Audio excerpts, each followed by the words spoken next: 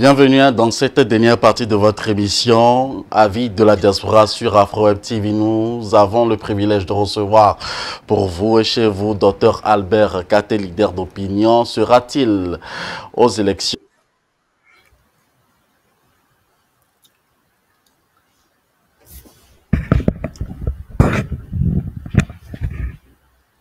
Dr Albert Katé, si vous nous recevez très bien, ma première question pour cette dernière partie, je me pose la question le plus souvent, de quel parti ou de quel bord êtes-vous, du CAR ou du NIR?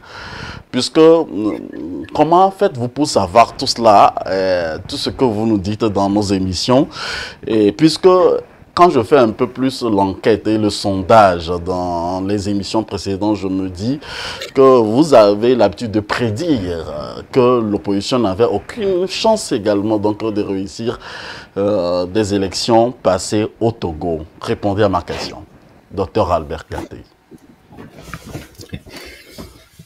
Ah, merci. Je ne pense pas que c'est le lieu ici de se prêter à donner des positions politiques, juste parce que ici nous avons la casquette d'analyste et de leader d'opinion. Donc, mais c'est un devoir à toute la jeunesse de s'informer de l'actualité, mais plus important encore de s'impliquer dans la chose politique. Ne pas se limiter surtout aux réseaux sociaux, aux médias, parce que ce n'est que tout ce que vous voyez, la plupart ce ne sont que du superflu, et aussi parfois ce sont des mensonges et des manipulations. Donc ce sont des sources aujourd'hui très limitées comparativement au passé. Maintenant, sur la question de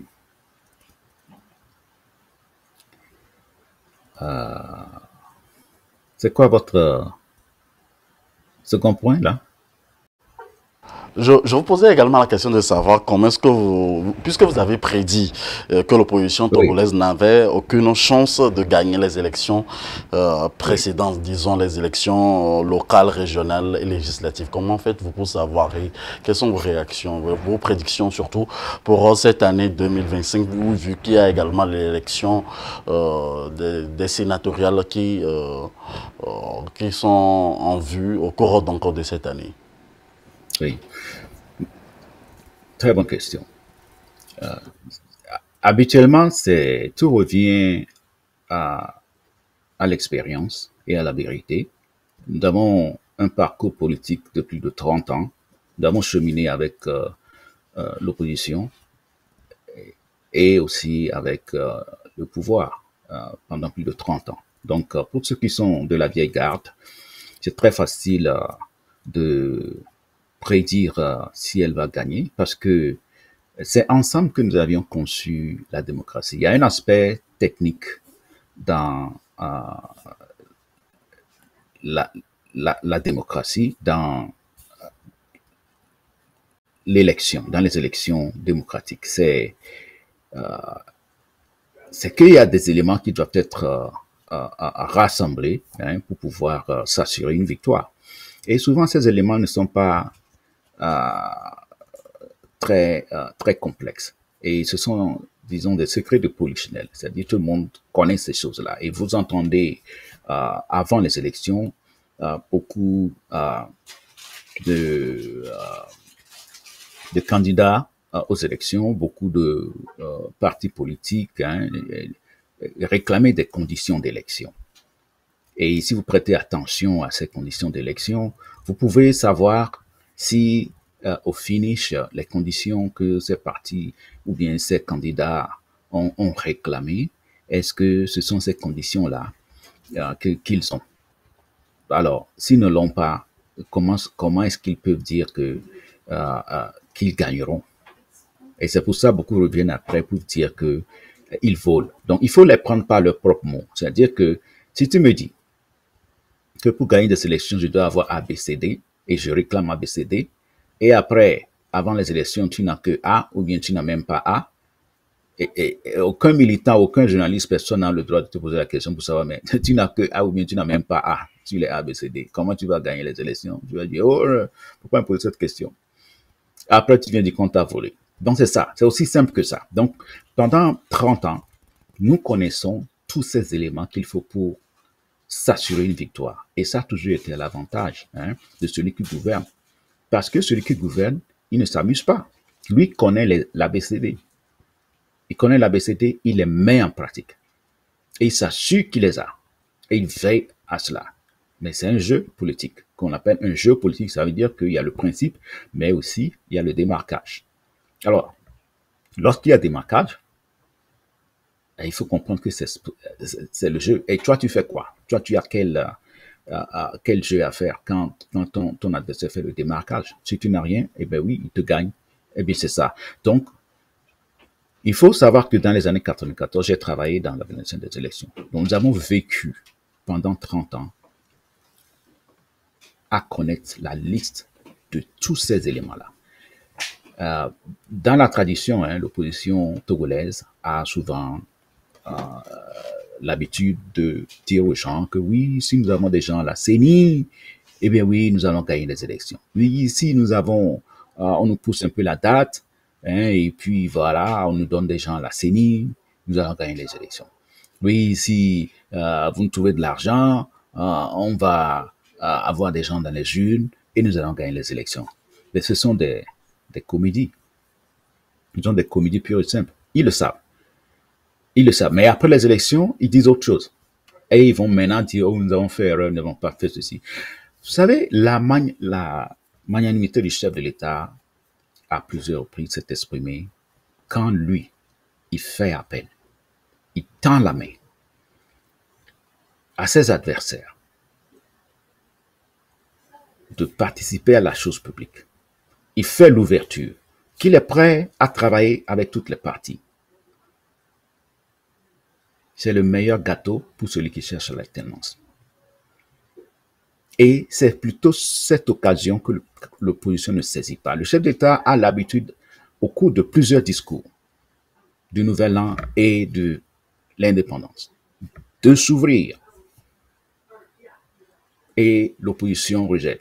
J'ai entendu récemment un opposant charismatique, très respecté, expliquer sur un média international comment la CENI n'était pas au courant de beaucoup de dérapages lors des dernières élections et que la CENI, les membres de la CENI, le président de la CENI ne savaient rien de la situation et que c'est le ministre de l'administration territoriale seul qui était au contrôle, qui était au courant de tout cela. Alors, en disant une telle chose, ça vous dit quoi? Ça veut dire que il est en train de dire que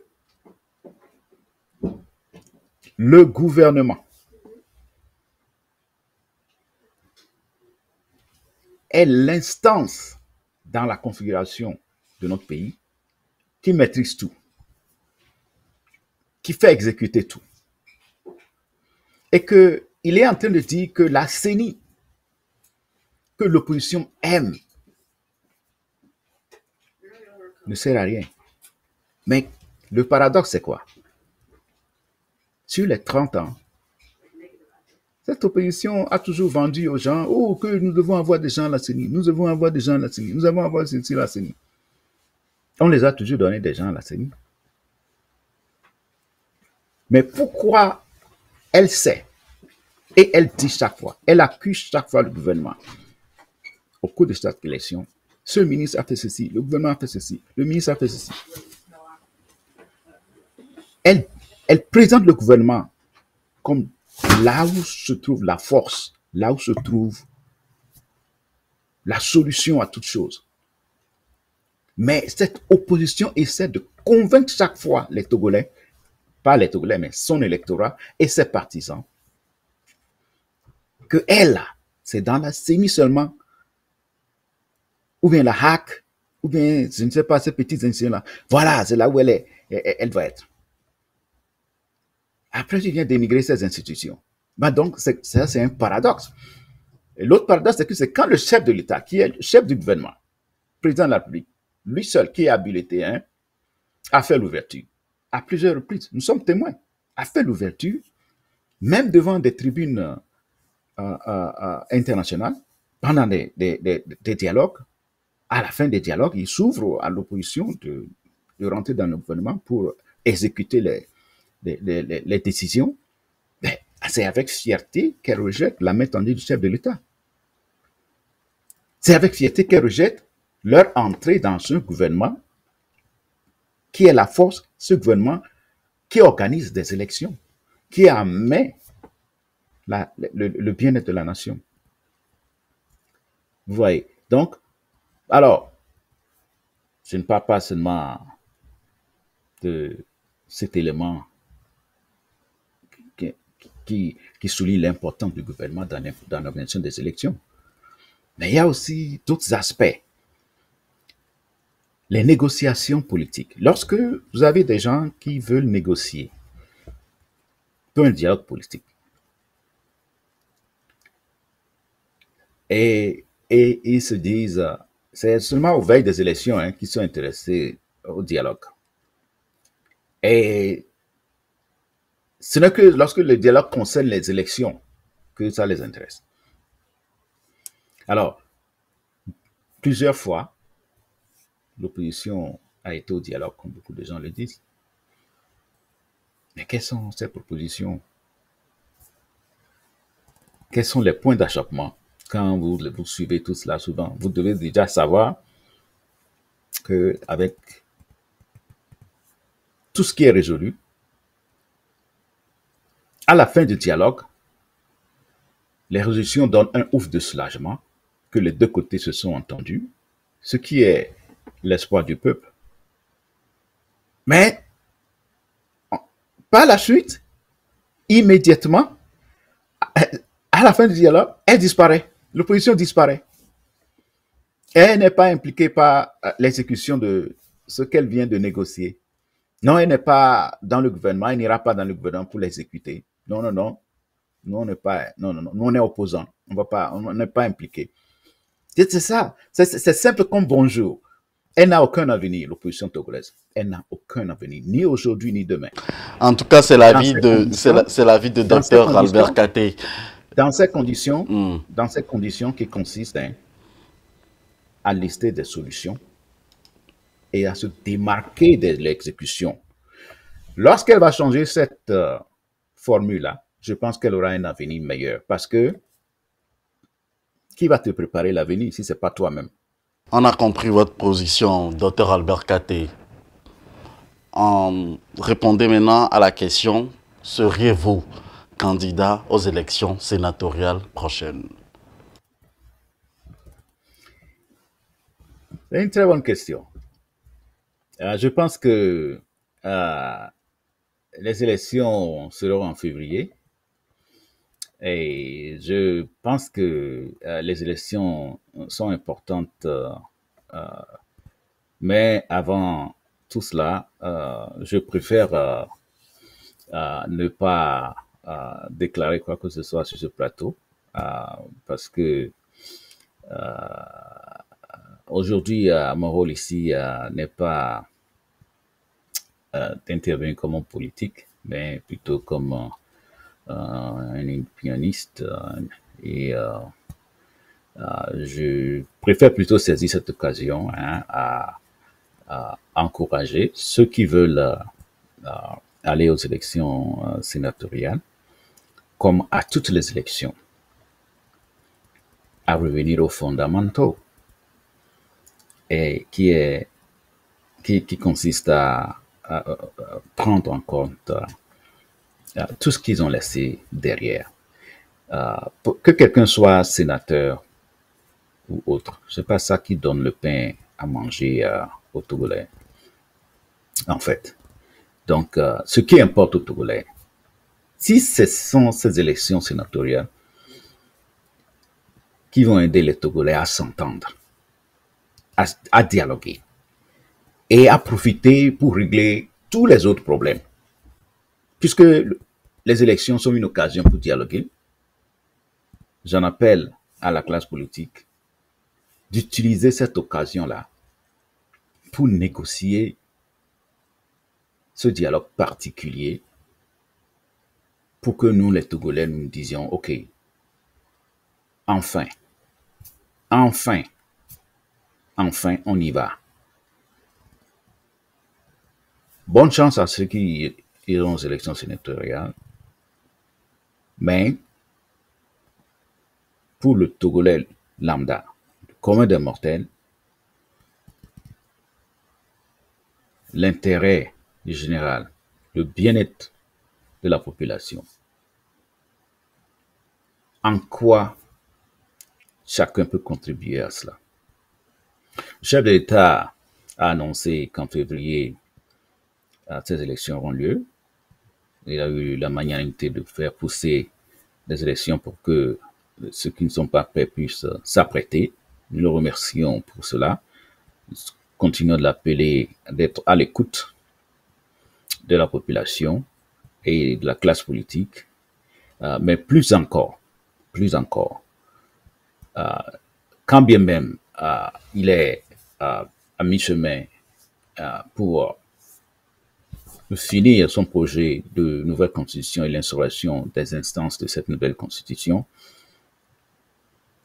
je le prie fermement d'ajouter à son agenda non seulement de délivrer un Sénat, la Chambre haute, la Chambre basse, le président du Conseil, le président de la République, les institutions de la République, mais qu'il puisse ajouter sur cette liste-là une assise ouverte, une assise inclusive, vraiment inclusive, pour qu'on puisse aborder, tout comme au Rwanda, des sujets qui peuvent permettre aux Togolais de tous les coins de se réconcilier, de transcender tous les clivages, et qu'il le trouve derrière ces institutions qu'il est en train d'établir, un peuple uni, un peuple dans du fond de cœur, où chacun s'aime, chacun est prêt à se dépasser, chacun est prêt à empêcher les rivalités ethniques, chacun est prêt à se battre contre l'inégalité pour que tout le monde ait accès aux biens sociaux, économiques et politiques du pays. Quand quelqu'un veut aller quelque part, il n'a pas besoin d'avoir des relations, il n'a pas besoin de faire des pourboires. Je sais qu'ils sont en train de faire beaucoup d'efforts dans la lutte contre la corruption, l'installation de la justice indépendante, mais c'est ensemble que nous devons le faire. Que chacun soit son militant, chacun soit son soutien. Pas seulement les militants du Parti uni, mais aussi tous les autres Togolais soient derrière le pays. Et je pense que c'est un projet colossal et pour y arriver, il va falloir vraiment que le président de la République s'ouvre à tout le monde, à tous les faire passe appel à tous ceux qui ont la vision pour qu'ils puissent vraiment contribuer à l'exécution de cette vision. Cela commence par là. Et je vous remercie, mes vœux les meilleurs une fois encore aux Togolais et Togolaises et bien de choses à tout le monde. Merci infini à Dr Albert Katé d'avoir répondu à toutes nos interrogations pour ce numéro de votre émission Avis de la diaspora. Merci à vous tous qui avez eu le privilège de nous suivre. Nos portes sont ouvertes à toutes les couches, on a l'habitude de le dire, gouvernants, leaders d'opinion, associations et autres à la diaspora comme au Bercail. Merci infiniment de nous avoir suivis. N'oubliez surtout pas de vous abonner à notre chaîne YouTube pour faire élargir donc la famille d'Afro Web TV. On se retrouve pour un autre numéro et bonne suite de nos programmes sur Afro Web TV.